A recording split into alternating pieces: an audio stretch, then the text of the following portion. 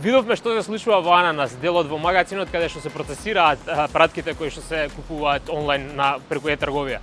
Денес сме во финансискиот дел да видиме што се случува во банките, односно една од банките лидер во e-трговијата која ги процесира трансакциите и која гарантира безбедноста во самата е-трговија. Разговараме со Тина Петковска, раководител на оделението за дигитално банкарство. Тина, ви благодариме од името на Асоциација за e-трговија што ни ја дадовте довербата и станавте нов премиум член во асоциацијата и официјално добредојдовте во новиот серијал на асоциацијата e-commerce Industry Talks.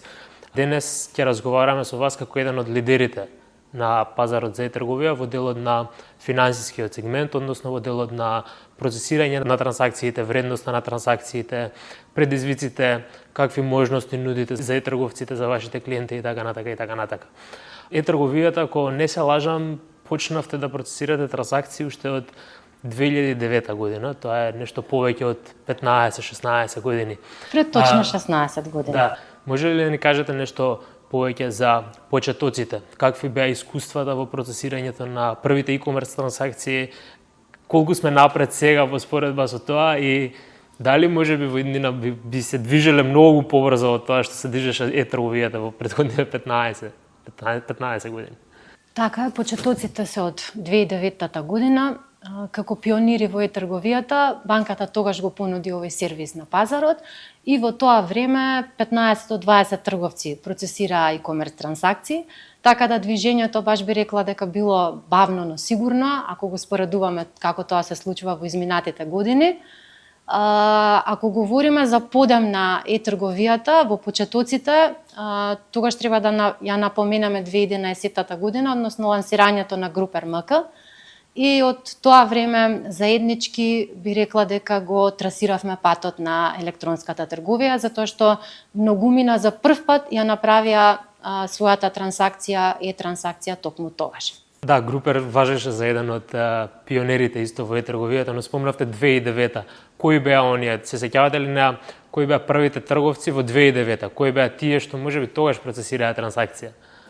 Па има се уште дел од тие трговци, ако тогаш биле 15-20, можеби половината се уште се активни. Се сеќавам на почетоците со МК Хост, Нутривита, Алсанет, Пазар 3 некако буквално го следеше патот на развојот на e-трговијата на Халк банка, аплицирајќи ги сите поволности кои што дополнително ги нудевме, до тој степен до тоа да се проширија на повеќе пазари и адресирајќи дел по дел од новитетите на e-трговијата. Халк банка, кога ќе се спомне Халк банка како банка, еден од слоганите кои остави многу голем впечаток во јавноста е дека важни се луѓето.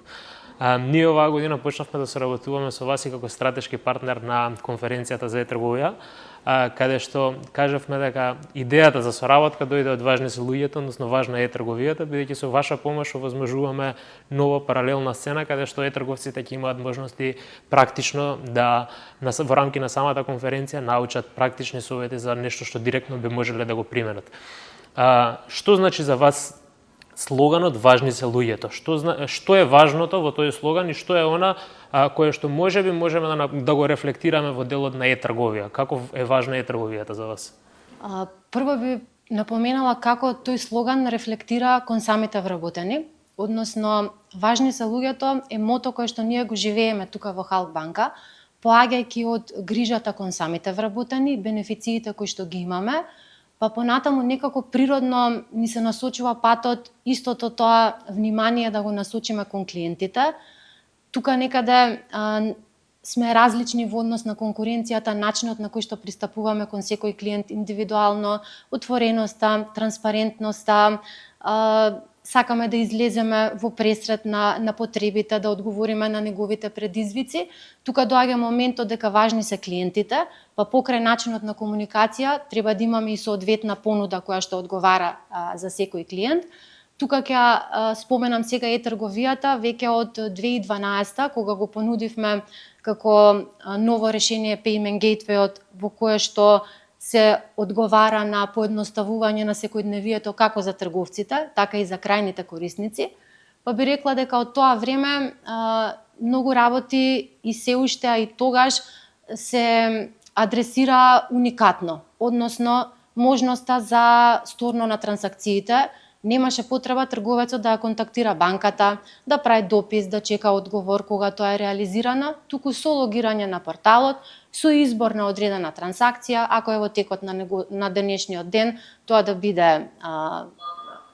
биде рефундирање на средствата или пак во наредните денови да се направи поврат на средства, до моментот дали на трговецот му е потребна целосна трансакција, ако работи на тој начин или работи со залиха па да провери дали има соодветен фидбек кон клиентот, па подоцна да го направи комплетирањето на трансакцијата. Исто така ратите на посттерминали кои што се познати само кај обичните терминали, ние ги нудиме и ги нудевме уште од почетоците на e-трговијата и кај виртуелните трговци. И тука би ја заокружила бонус програмата на која што сме посебно горди, затоа што е уникатна, односно единствени сме со можноста да трговецот уште од самиот старт даде нешто дополнително. На овој начин ја стимулираме e-трговијата. Како функционира таа програма? Тоа баш сакав сега да те прашам, бидејќи не толку многу е позната во јавност бонус програмата, баш ме интересира како функционира бонус програмата. Што всушност на трговците им се нуди со таа бонус програма? Секој еден трговец кој што е дел од мрежата на Халк банка ја сочинува таа бонус програма, односно крајниот корисник при праќање трансакција добива 3% од износот на трансакцијата во вид на бонус поени или еден вид на кешбек, ги има на располагање на кредитната картичка и ги акумулира тие поени со секое купување, значи во секое време можноста е достапна на e-трговците за разлика на други продажни места каде што може да биде парцијална во различен износ и така натака, и тие бонус поени собрани може да се искористат за идни плаќања на постмрежата на терминали на Халк банка. Значи може да се искористат само за идни плаќања, не е дека се добиваат кешбек во случај на финансиски средства, пари што тој може да си ги извади од банкомат. Не може да ги извади банкомат, може да ги потроши само на постмрежата. Еден бонус поен е вредност 1 денар, се собираат тие бонус поени и потоа било што се купува на... Дополнително се стимулира купување назад со картица од кај онлайн трговците, така да... Тоа е и целта тука, иницијално да дадат некој бенефит, а за тоа да се поддржани од страна на банката. Баш ми е драго, се потврдува дека стварно ви се важни и клиентите ваши од аспект на трговци, од аспект на правни субјекти, но и клиентите како физички лица, бидејќи на некој начин ги охрабрувате едните и другите да функционираат во дигиталното плаќање, со дигитално плаќање, односно без кешлес. Секогаш кога разговараме во овие интервјуа, сакаме малце и опипливо да разговараме во однос на бројки, аргументи, факти. Каква е поставеноста на Халк банка во однос на пазарот? Колку трговци имате вие од вкупниот број на трговци што се активни? Какви ви се, дали имате некакви комуникации на дневно ниво со нив, разговарате често, ги слушате нивните потреби? Што е тоа што го имате вие прво како број и второ е што го правите тој број да биде таков? Во однос на бројот на трговци во моментот броиме над 400. Во однос на уделот пазарното учество во трговијата, тоа изнесува околу 30%, или тоа би значило секоја трета продавница се одлучува да отвори и да користи виртуелен посттерминал на Халк банка. Зошто на Халк? Сте правиле некакво анкетирање на трговците, зошто баш Халк? Па еве, сите бенефиции кои што ги нуди трговијата, овие дополнителни можности, како што кажав, начинот на кој што пристапуваме со клиентите, важно ни е партнерски да делуваме, прво одиме советодавно, дали навистина тоа што го бара клиентот како решение, може да му помогнеме со услугата трговија, понатаму можностите кои што ги нуди трговијата, и денеска веќе трговијата би рекла дека не е избор како порано, туку е секојдневие, неопходност и навистина олеснува и за трговците, како за трговците, така и за крајните корисници. Баш ни е драго како асоциација за трговија што трговијата зема таков подем и веќе бизнисите не гледаат тоа кој што вие кажавте дека ова е e-commerce бизнис, туку трговијата веќе стана потреба во секој еден бизнис, односно на некој начин канал за плаќање кој што ги олеснува финалните трансакции, односно тоа што треба да се направи. Ќе разговараме понатака во интервјуто и за дигитализацијата на овие цели процеси. Она што сега да ве прашам, бидејќи имате 30% од пазарот, како што кажавте. Што значи тоа во однос на обем? Например, може ли да ни одговорите каков е бројот на трансакции или можеби рекордниот број на промет со e-трговија процесиран преку Халк банка во еден ден? Во еден ден рекорден дневен промет. Веројатно очекуваш одговорот 24 да се движи некаде кај Black Friday, каде што мислам дека сигурно е Black Friday. Каде лудилото го зазема она што се случува со попусти и секој сака да биде дел од тој ден, да кажам, ама анализата го покажа сосема спротивното. Не е Black Friday. Не е Black Friday. Еден топол летен ден изминатата година, минатото лето, бројот на трансакции достигна над 11.000 во вкупна вредност од повеќе од 10,5 милиони денари. Вау. Сега, кога ќе ја кажеме оваа бројка, за да разбереме зошто е тоа така и зошто не е Black Friday во случајов, треба да сме свесни, кога говориме за вредност на e-трговијата, големите играчи на нашиот пазар се плаќањето на сметки за вода, за струја, за мобилна телекомуникација. И таа вредност на трансакции може би да достигнува и до 70% од вкупната вредност на e-трговијата. Значи не сме ние регион како другите региони, па малите износи и бројот на Black Friday да го достигне тој пик, да кажеме, на рекордна вредност. Па така го анализиравме тој ден и можеме да го кажеме тоа што сега го говориме, дека околу 50% од таа вредност отпаѓа на плаќање сметки, додека останатите повеќе од 50% делумно доаѓаат од надополната на МТГ-овите на патарините преку e-commerce и проектот Отворен Балкан. Значи овде има удел. 50% доаѓа дел на плаќање сметки, односно режиски трошоци, така. И 50% доаѓа на МТАК. Па не е 50%, меѓутоа продаваат ли нешто во таа ситуација? Сезоналноста, летниот период, аранжмани од туристички агенции, те имаат поголеми вредности, па се направило тоа купче. Меѓутоа, интересен е моментот со патарините и значењето на овој проект кој што го напоменавме, Отворен Балкан, во смисла се дигитализираат, се токенизираат таму картичките и кога се поминува на патарината, се прави наплата од или од самиот така кој е припейд на дополната и тоа оди преку e-commerce, или пак се сумираат трансакциите на дневна основа. И еве еден практичен пример како e-трговијата може да допринесе во намалување на гужвите на нашите патарини. Така, e-трговијата може да допринесе во намалување на гужвите, но со самото ова што го кажавте, малце сликата за e-трговијата, односно обемот на e-трговијата кој што го зборуваме, може да се каже дека овој дел, ако се извади режиските трошоци и делот со МТАК, што во таа ситуација кај вас функционира многу врз база на дополнување на патарини, за да нели има предност да се намали гужвата, но од друга страна на некој начин можеби се искривува сликата на колку е реалната вредност на e-трговијата што се презентира. Дали се додека не ги одвоиме овие големи играчи или режиски трошоци, па да станува збор за класични e-commerce трговци, односно продажба на производи и услуги, сликата ќе биде таква каква што е. Тука е можеби позитивниот момент од страна на Халк банка доприносот да e-трговијата биде вклучена и во државни и јавни институции, и во општини и паркинзи, за да го олесни секојдневието на луѓето, не само од главниот град и од помалите градови, да не мора да одат на лице место да ги вршат тие плаќања, туку да може тоа да го направат од удобноста на домот. Така, супер што е тоа така, спротивно на тоа се јавува и кешот. Плаќањето при испорака во e-трговијата. Сега ние викаме дека 50-60% можеби од вкупниот обем на e-трговијата доаѓа од режиските трошоци.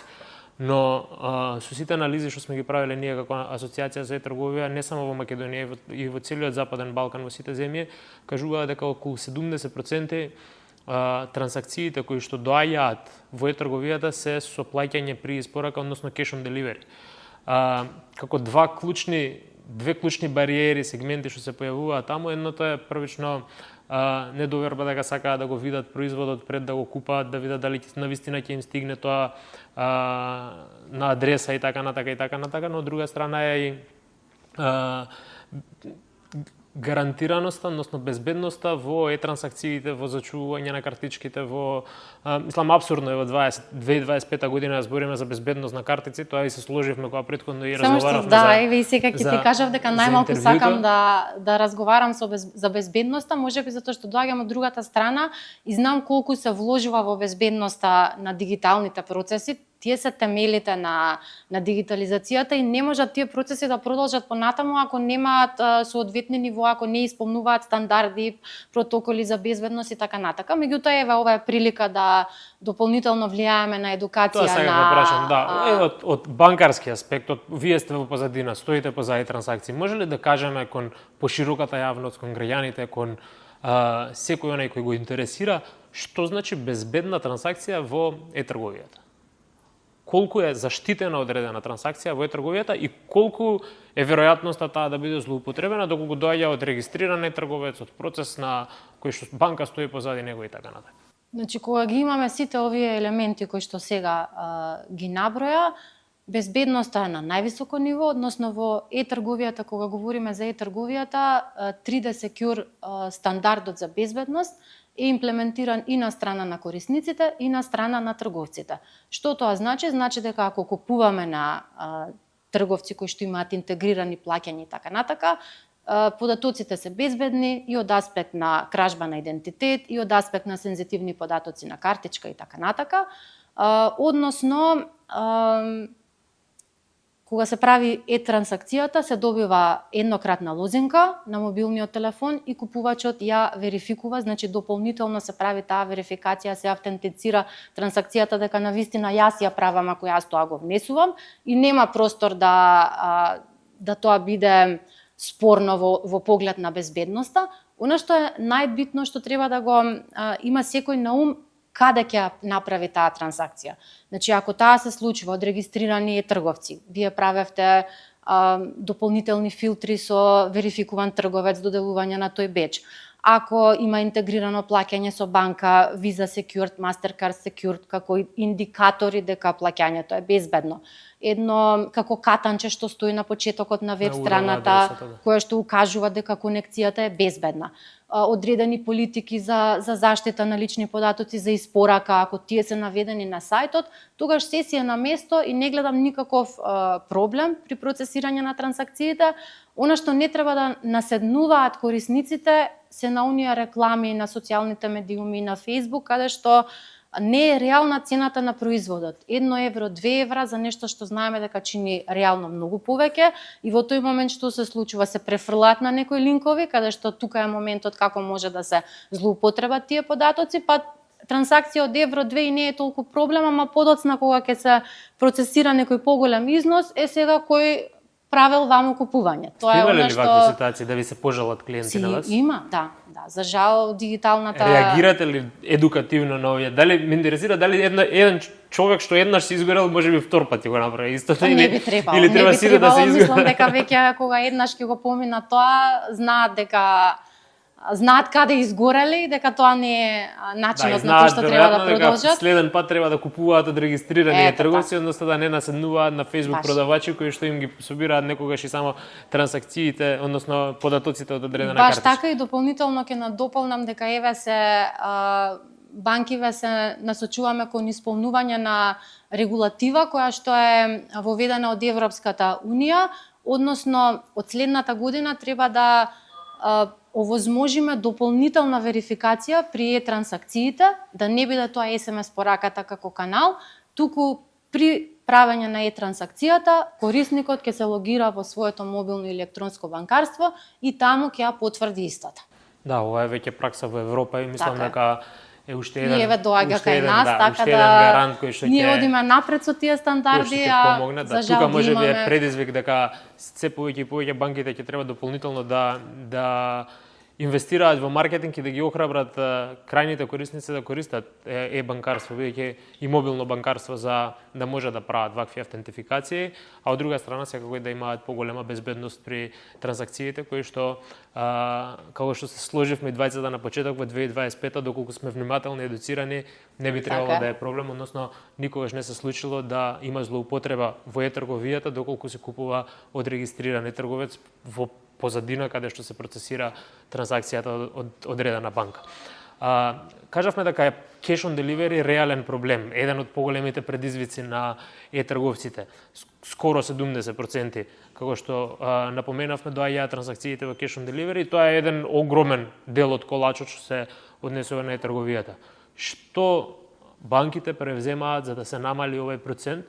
Што вие како Халк банка превземате? Што сметате дека е клучно за тука дека треба да се подобри, бидејќи навистина е предизвик за e-трговците. E-трговците секогаш го кажуваат како предизвик и се свесни дека кешот е поскапата варијанта во процесирањето на транзакциите.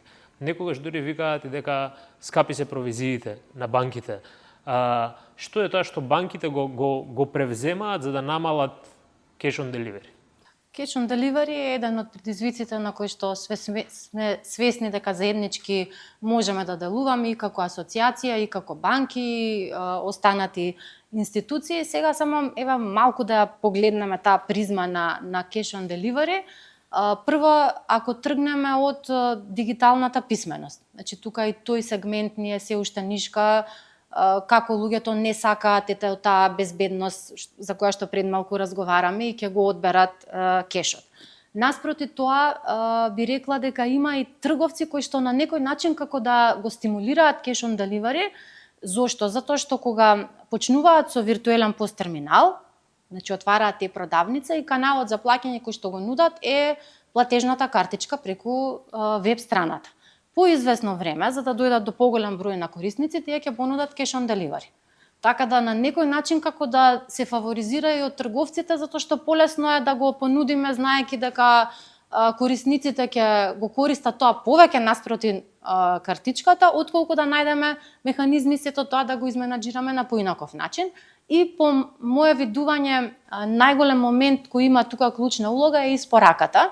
Зошто? Затоа што испораката малте не е сетирана на cash on delivery. Ние немаме испорака каде што речи си да немаме да можеме да платиме поинаку. Секогаш се преферира кешот наспроти плаќањето со картичка и тука сега како едно потенцијално решение кое што можеби не е директно врзано за e-трговијата, но гледаме дека може да има одреден придонес е MobiPOS решението, односно услуга во која што мобилниот телефон се претвара во пост терминал.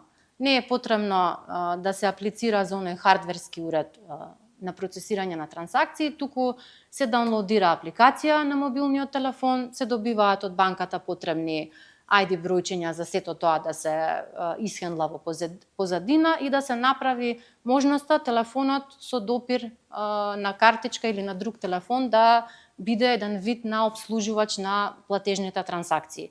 Кога ова би го имале во доставата, во испораката, ќе го фатиме оној момент клиентот сака да го види производот и да го опипа пред да го плати, а како избор ќе го направи тоа со платежна картичка наместо со готовина. Значи еве еден начин како може да делуваме, а тој па момент на менталитет на тоа што сакаат луѓето да видат нешто пред да го платат, да се осигураат за квалитетот на производот, дека навистина е тоа што нарачале. На тој менталитет мислам дека додека не го надминеме генерацијскиот јас, тешко ќе можеме тука да направиме одредени одскокнувања и колку и да сакаме до cashless society да одиме, менталитетот ќе не бутка во користење на картички.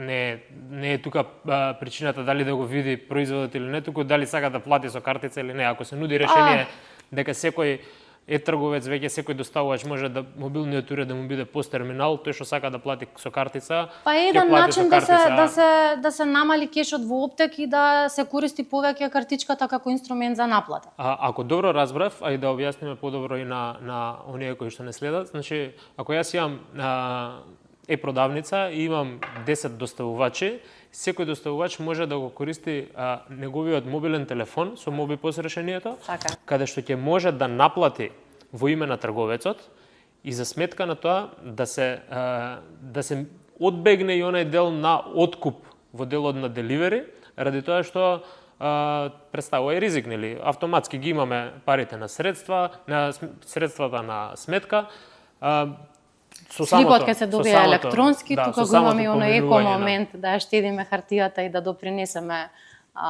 кон заштита на природата, еден мал сегмент во овој дел, меѓутоа значаен генерално. Споменавте еден дел каде што викате дека трговците на некој начин индиректно го фаворизираат кешот. Не би се сложил ради фактот што трговците се борат да имаат што повеќе клиенти. Дел од трговците со кои што ние како асоцијација сме разговарале дури знаат дека кешот е поскап некогаш од плаќањето со картица, бидејќи постои онаа проблематика, јас ќе го испратам продуктот. И знаат дека не е лесно да се работи со кешот, ама сепак до моментот, нели, за да се дојде до поголем број на корисници, што е и основно во секој бизнис, се определуваат и за таа варијанта. Така е, но дали вие како Халк банка имате тесна соработка со трговците, стимулирате можеби некаков начин, кампањски или помош со маркетинг, важни се луѓето, важна е трговијата, каде што ќе стимулирате се повеќе плаќање со картички, бидејќи како што напоменав, трговците некогаш знаат дека малтретирање е кеш. Ќе го пратат производот, па нема да го вземат производот, па два пати доставата и за да го однесат и за да го вратат назад и така натака. Има проблем, реално е проблем кешот и они го кажуваат како голем предизвик. Така да не би бил сигурен дека они сакаат да го стимулираат тоа, но веројатно бараат партнерства. Дали вие како Халк банка им помагате некако во тоа? Па ние застануваме за секој трговец како партнер. Тоа ни е и појдовната точка и идеја да настапуваме партнерски и заедно да движиме и трговијата, затоа што така полесно ќе ги оствариме целите во вид на одредени стимулирања или промоции за картичното плаќање, кое што одговара и за банката, одговара и за трговецот. Тука заедно со картичните организации настапуваме во одредени кампањи, каде што плаќањето со картичка добива секогаш некоја предност во вид на дополнителна бенефиција, во вид на бонус поените се тука исто значаен стимул. Дури ги стимулираме и онлайн каналите кои што ги имаме, ако се аплицира за картичка преку онлайн канал и се направи трансакција со таа картичка, даваме дигитални ваучери. Значи моментот на дигитализација гледаме да го опфатиме, да е подостапен до секој клиент, и бенефитот кој што ќе го добие, да го добие на еден таков начин. Ти нас спомнавме дигитализација на процеси. Вие сте раководител на оделението за дигитално банкарство во Халк банка. Што значи дигитализацијата за една банка? Дали јас како корисник повеќе немам потреба да одам во филијала, во експозитура, да завршам било каква работа и тоа можам све да направам онлайн преку мобилни апликации и сервиси што вие како банка ги нудите? Така е, баш така како што кажуваш. Горди сме веќе што може да кажеме дека целосен дигитален онбординг на клиент е достапен од страна на Халк банка, односно отварањето на сметка онлайн се случува во неколку чекори, едноставен процес преку OneID апликацијата за дигитална идентификација, се отвара сметката за неколку минути, потоа е веднаш достапна можноста да се аплицира за електронското банкарство, и кога веќе корисникот ќе го добие електронското банкарство, има палета на производи кои што му се достапни исто така онлайн, односно нема потреба да оди по шалтери да аплицира за истите, па така може да депонира готовина, односно да отвори онлайн депозит, може да земе кредит, да аплицира за онлайн кредит, може да аплицира онлайн за дебитна или кредитна платежна картичка, за дозволено пречекорување. Значи сите овие сервиси... Дали може да ги ажурира податоците онлайн? Може. Тоа е апсолутно овозможено, уште пред да дојдеме до чекорот отварање на сметка. Така да, како ги трасиравме овие дигитални патишта, и овозможивме од било која локација банкарските услуги да му се достапни на клиентот, така целиме и до нивно користење, односно и плаќањата да се одвиваат преку дигиталните канали. Па тука би спомнала уште една бројка, ако го анализираме тој сегмент, трансакциите преку дигитални канали во Халк банка учествуваат со 80%, наспроти 20% на трансакции во филијалите. Тука го иземаме кешот, односно уплатата и исплатата на готовина, додека по истата методологија, ако го споредиме пазарот, 67% од трансакциите се случуваат преку дигиталните канали, наспроти 33% во филијалите. Тука може да заклучиме дека сме над просекот на пазарот, значи добро движиме. Стигнеме ли до 100% или... Па сега, барем до 90% целиме да стигнеме. Значи, стимулираме и сакаме да стимулираме дигитални плаќање и се она што е дигитално искуство да му го овозможиме на секој клиент да го осети, да ги искористи неговите поволности за на тој начин да си го олесни и секојдневието. Сведоци сме во периодов дека доаѓаат светски сервиси во Македонија. Apple Pay од неодамна е активен во Македонија. Што може да очекуваат корисниците од Apple Pay? Кога Apple Pay ќе биде дозволен и за корисниците брзи и на лесни Halkbank? плаќања преку мобилен телефон. Не станува збор за нова технологија на пазарот, значи тука имаме дигитализација на платежната картичка во walletот во случај на Apple, меѓутоа клучно е што по моја мислење корисниците на Apple се корисници со напредни дигитални вештини и тие едва и ги чекаат ваквиот тип на услуги, односно тие ќе бидат ќе ги движат плаќањата во тој сегмент. Halkbank е при крај со интеграцијата, интензивно работи на што побрзо овозможување кон корисниците, кон своите корисници и тоа ќе биде во скоро време достапно. Дали сметате дека ваквите сервиси, како Apple Pay во Македонија, Google Pay и така натака, помагаат на трговијата и помагаат во користењето на картици се повеќе и повеќе? Зошто прашувам? Ради фактот што ја знаеме лагодноста кога веќе немаме потреба ни да носиме новчаник, односно имаме се интегрирано во телефон.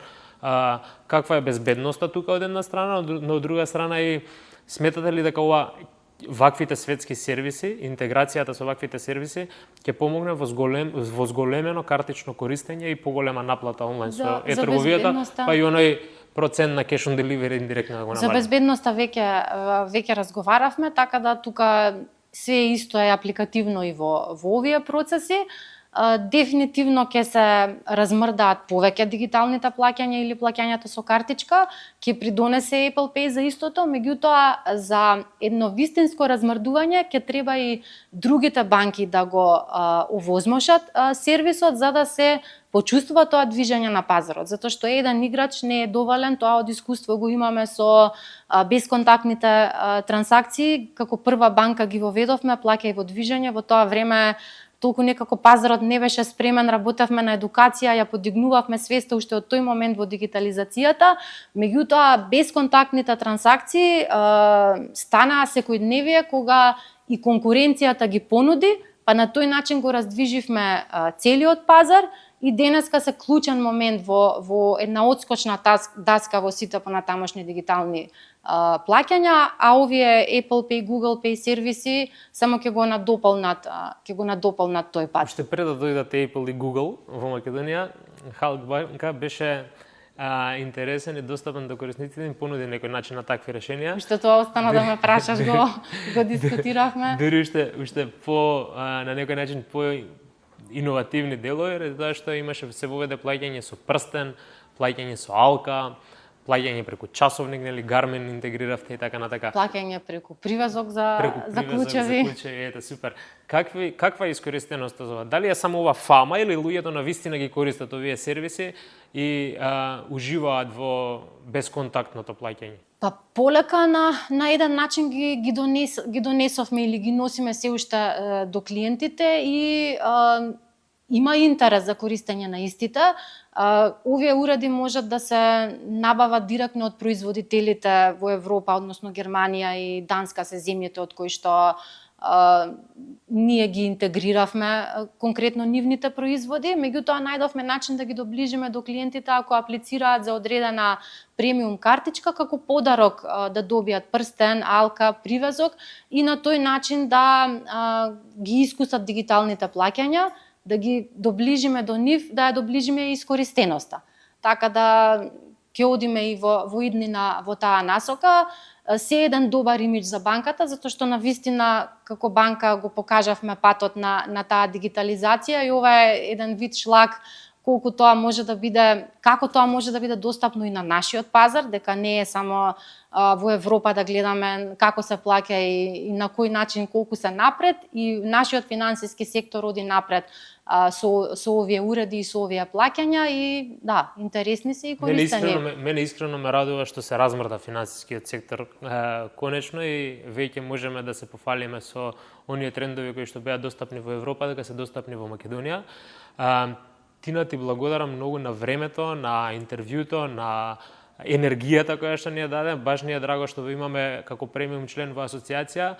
И сега од ова, за да го сублимираме ова интервју, би те поставил едно прашање. Рековме 2009 до 2025 направивме некаква ретроспектива како се движеше и дигитализацијата и е-трговијата.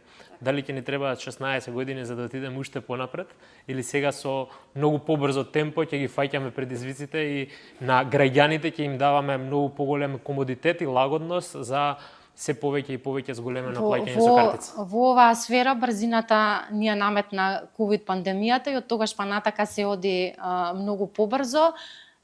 Еве, убаво сублимира како финансискиот сектор е еден двигател на дигитализацијата и се уште треба да работиме на подигнување на свеста и би рекла до поголема достапност до секој клиент, затоа што бенефициите веќе ги разговаравме, кои се од таа дигитализација, остануваме посветени со воведување исто на нови сервиси, спомнавме физички лица да можеме, што е можно да имплементираме и за правните лица, така да ќе се движиме со побрзо темпо, тоа го гледам и вештачката интелигенција е тука, и финтек компаниите ќе се вклучат и баш ќе има она поголемо размрдување на овој финансиски пазар. Баш ме радува што вака енергично и го завршуваме интервјуто со еден подем кај што си правите притисок сами на себе да мора да иновирате и да интегрирате нови сервиси, нови решенија за што повеќе клиентите да ве избираат. Го кажа и ова стратешко партнерство и тука мислам дека се наоѓаме по 6 години да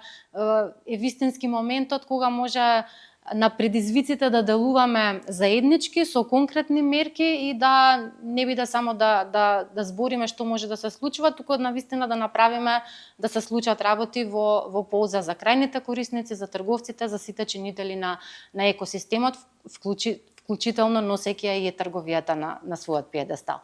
Тина, драго ми беше, навистина уште еднаш се заблагодарувам од името на асоциацијата, од името на сите што ќе го гледаат ова интервју. Верувам дека ќе продолжите со исто темпо да иновирате и се радувам на стратешкото партнерство што го постигнавме, на премиум членството и верувам дека заеднички со здружени сили уште повеќе и поблиску ќе помагаме и трговијата да расте и да оди напред. Задоволството е обострано, одиме понатаму. Тоа беше се во интервјуто со Тина Петковска, раководител на оделението за дигитално банкарство во Халкбанка, нов премиум член во Асоциацијата за е-трговија.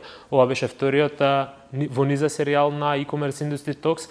Ќе продолжиме понатака, ќе разговараме и со IT компании, но и со деливери сервиси кои што ќе ни покажат како е-трговијата е целосна една заедница, како е трговијата еден целосен екосистем без кој што сите алки се битни, без кој што ниту еден не се може, односно сите заедно мораме да ја придвижуваме напред.